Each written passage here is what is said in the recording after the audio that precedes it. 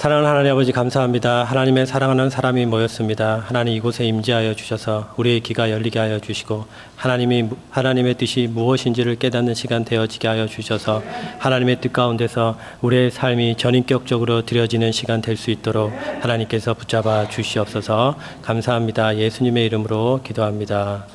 아멘. 거짓 신자와 참 신자에 대한 권면이라는 말씀으로 하나님의 말씀을 증거하겠습니다. 저는 오늘 말씀을 전하기 전에 2000년 전에 어떤 사건들을 한번 떠올려 보려고 합니다.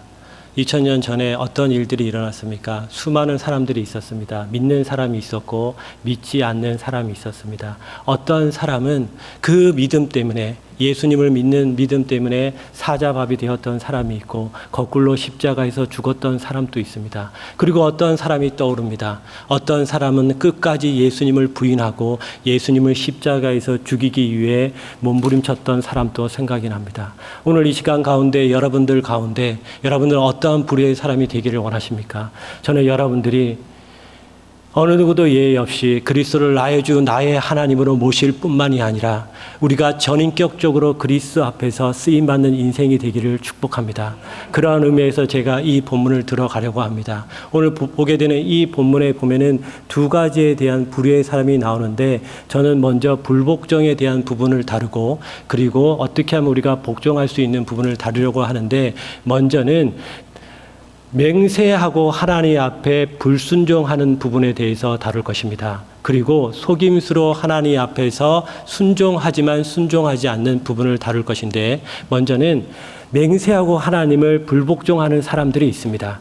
저는 여기에서 그러한 사람이 없기를 바랍니다. 어떠한 사람은 하나님이 어디 계신가라고 말하는 사람이 있습니다. 하나님이 있다면, 하나님이 계시다면 보여달라고 하는 사람들이 있습니다. 저는 그 사람에게 이렇게 이야기를 합니다.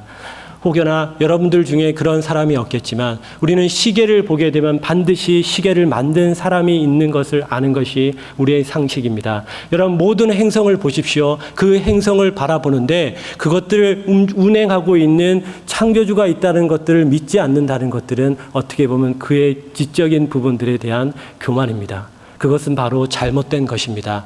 창세기 1장 1절에 보면 태초에 하나님이 천지를 창조하셨느니라고 말씀하고 있습니다. 모든 만물에 근원되어 주신 분은 바로 하나님이십니다. 마땅히 하나님께서는 이 모든 만물을 운행하실 뿐만이 아니라 우리를 창조하신 하나님이십니다. 그런데 어떤 사람들은 하나님이 어디 있냐라고 반문합니다. 그리고 그들은 이 천국에 대한 소망이 있지 않을 뿐만이 아니라 그리고 그냥 죽으면 다 끝이라고 생각합니다. 어떠한 사람은 죽으면 환생한다라고 생각하는 사람도 있습니다. 그것은 바로 가설입니다. 그들이 그렇게 만들어낸 어떠한 그런 사회적인 문화적인 배경의 하나의 어떻게 보면은 그 습관일 뿐입니다. 성경은 말합니다. 우리는 죽게 되면 어떠한 일이 일어납니까? 죽으면은 우리의 영혼은 바로 천국으로 갑니다. 믿는 사람은. 그리고 이 육신의 몸은 이 땅 가운데 있습니다. 그리고 예수님께서 다시 오실 때 우리의 몸도 부활하고 우리는 영육 간에 그 그리스도를 만날 날이 있습니다. 그렇다면 믿지 않는 사람은 어떻게 됩니까? 죽으면 그의 영혼은 바로 지옥에 갑니다. 그리고 예수님이 다시 오실 그때에는 그의 몸이 부활이라고 이야기할 수는 없지만은 그의 몸이 우리처럼 부활하지만은 그는 지옥 가운데서 영원히 살게 됩니다. 이 두 부류의 사람이 있을 수밖에 없습니다. 오늘 그러나 이 본문에서 뭐라고 합니까? 대놓고 불순종하는 이 사람은 어떤 생각을 갖고 있습니까? 또한 예배를 드리는 것이 무슨 의미가 있느냐? 기도를 드리는 것이 무슨 의미가 있느냐? 기도를 드린다고 그것이 응답이 되느냐? 내가 보니까 어떠한 사람이 아무리 기도를 드려도 그것이 응답받지 않는 것들을 내가 보는데 하나님은 없다. 그리고 예배에 대한 부분들에 대해서 굉장하게 안 좋게 생각하는 사람들이 있습니다. 그들은 생각이 다 틀렸다라는 것입니다. 저는 그 사람에게 이렇게 권면합니다. 오늘 우리가 보게 되는 둘째 아들은 어떻게 하였습니까? 포도원에 들어가라고 주인이 아버지가 이야기를 하였는데 둘째 아들은 처음에는 안 간다라고 하였지만 그는 뉘우치고 포도원에 들어갔습니다. 저는 그 사람이 이렇게 뉘우치고 들어가기를 원합니다. 성경에도 그러한 인물들이 많이 나옵니다. 저는 다소의 사울에 대해서 여러분들에게 이야기를 하려고 합니다. 다소의 사울을 여러분 아실 것입니다. 그는 그리스도를 만나기 전에는 그리스도를 핍박하는 자였습니다.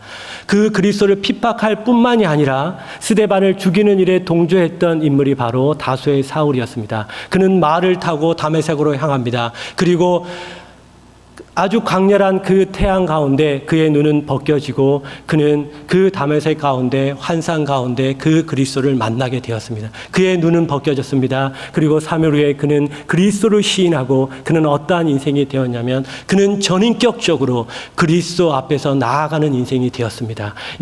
이방인들에게 복음을 전하는 강력한 사도로서 그는 쓰임 받았습니다. 그가 바로 다소의 사울에서 그는 바울이 되었습니다. 오늘 이 시간 가운데 하나님이 어디 계시냐? 하나님이 있다면 나에게 보여달라. 하나님을 부인하는 그 사람에게 이 뉘우침이 있을 뿐만이 아니라 이 바울과 같은 다시 한번 복음의 현장에서 복음을 증거하는 사람이 되기를 축복합니다. 우리는 그러한 사람이 되어야 합니다. 그리고 두 번째 부류의 사람이 있습니다. 이 부류의 사람은 대놓고 하나님에 대해서 부인하진 않지만 말로는 예배를 드린다, 말로는 기도를 드린다, 말로는 전도를 한다라고 하지만 실상 가운데 삶 가운데에서는 기도도 없고 말씀 읽기도 없고 누군가에게 복음을 증가하는 삶이 어떠한 것도 나타나지 않는 사람이 있습니다. 그 사람은 속임수로 하나님 앞에 순종하고 있는 모양만 갖추고 있다라는 겁니다. 저는 여러분들 가운데 그러한 사람이 없기를 바랍니다.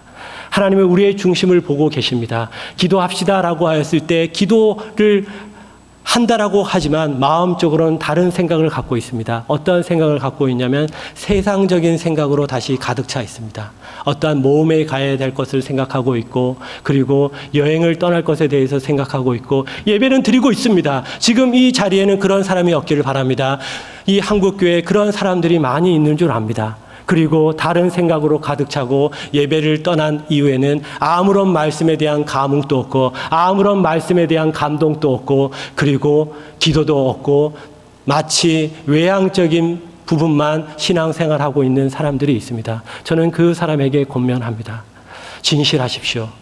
하나님 우리의 중심을 보고 계십니다. 기도하자라고 하였을 때 기도하십시오. 기도한다라는 고백 속에서 하나님께서 우리의 중심을 보고 계시고 우리는 속임수로 하나님께 순종하는 인생이 아니라 진실로 하나님에게 순종하기를 원합니다. 진실로 내가 말씀 앞에 서 있기를 원합니다. 진실로 내가 또 다른 사람에게 그 그리스도를 증거하는 사람이 되어지기를 원합니다. 저는 여러분들이 그러한 인생을 사시기를 원합니다.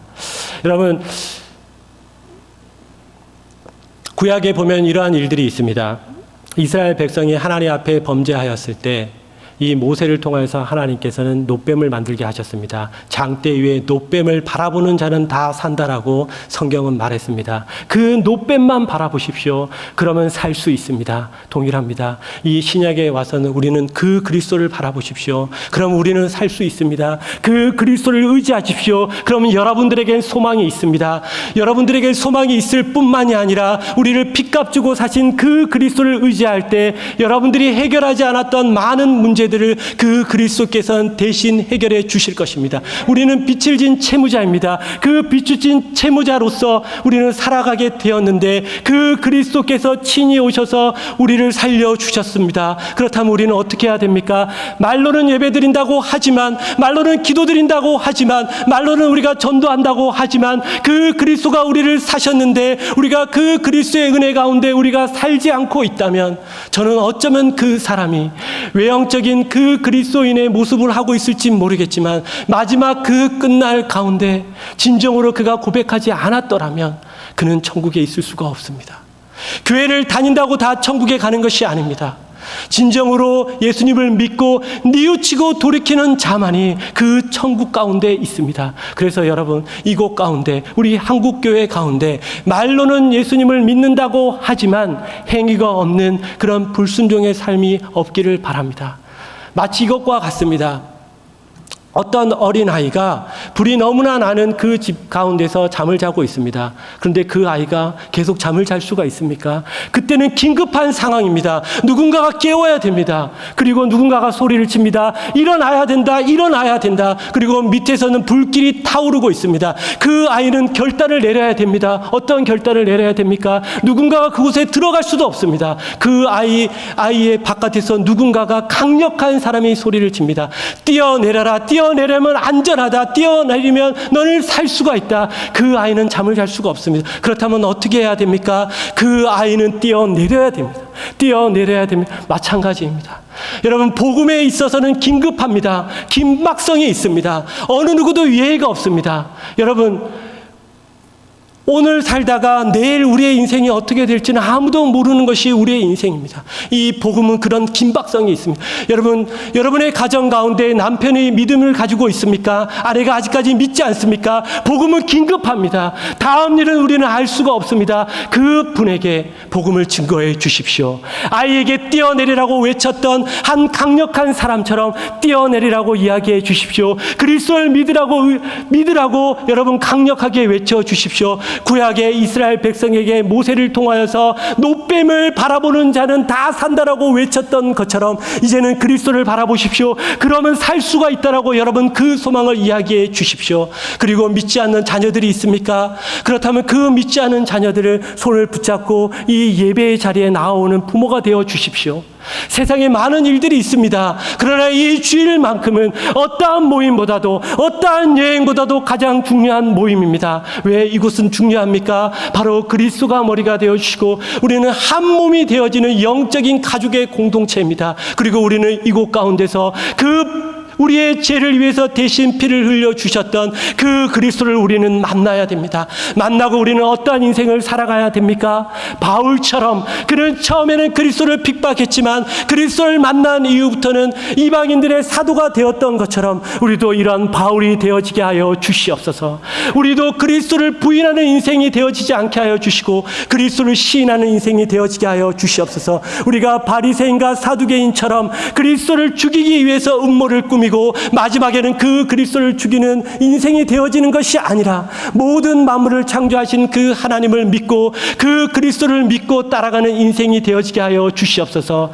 이 오후 찬양이 여러분들에게 이 복음의 긴박성을 가지고 여러분들이 이러한 인생을 살기를 축복합니다. 그래서 이 복음은 다른 길이 없습니다. 구원의 길은 단 한 가지의 길입니다. 어떤 길입니까? 예수님을 믿는 길밖에 없습니다. 나는 길이요 진리요 생명이니 나로 말미암지 않고는 아버지께로 올 자가 없느니라고 하였습니다. 그 그리스도를 믿는 자만이 우리는 길 가운데 서 있고 진리 가운데 서 있습니다. 그리고 여러분은 그 믿음 가운데서 평생을 사시기를 바랍니다. 그래서 우리는 순종하는 인생이 되어야 됩니다. 첫째 아들은 간다라고 하였지만 가지 않았습니다. 간다라고 하였지만 가지 않았습니다. 이들은 누구였습니까? 바로 바리새인들이었습니다. 유대인들이었습니다. 예수님을 안다라고 하나님을 안다라고 하였습니다. 하나님의 말씀을 본다라고 하였습니다. 그렇지만 예수님을 그는 믿지 않았습니다. 그리고 둘째 부류는 누구였습니까? 둘째 아들은 이방인이었습니다. 세리와 창기들은 처음에는 믿지 아니하지만 그는 뉘우치고 다시 한번 그 아버지가 일하라고 하였던 포도원에 들어가서 일하였습니다. 여러분, 예수님을 믿었습니까? 뉘우치셨습니까? 그렇다면 다른 길이 없습니다. 우리는 전인격적으로 그분에게 순종해야 됩니다. 우리의 말에 있어서도 순종해야 되고 우리의 마음가짐에 있어서도 순종해야 되고 우리의 행동에 있어서도 순종해야 됩니다. 절대로 우리는 두 가지의 길을 갈 수가 없습니다. 단 한 가지의 길을 갈 수밖에 없습니다. 편리를 추구하고 그리고 나는 그 그리스도를 만나겠다. 절대 이런 일들은 없습니다. 누구든지 나를 따르려거든 자기를 부인하고 자기 십자가를 지고 나를 따르려고 하였습니다.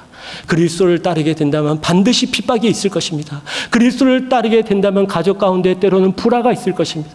그러나 여러분들은 오해하지 마십시오. 그렇지만 그 복음이 증거될 때에는 이 다소의 사울이 깨지고 다시 한번 그 그리스도 가운데 시인하고 그가 이방인의 사도가 되었던 것처럼 이 복음이 들려지기만 한다면 그의 인상은 송두리째 바뀔 것입니다. 우리가 바뀌어야 되고 우리의 가정이 바뀌어야 되고 우리의 유치부와 유초등부와 중고등부와 청년부와 우리 각 구역과 전도회가 이 그리스도를 만나서 우리의 전인격적으로 그 그리스도 앞에 쓰임 받기를 축복합니다.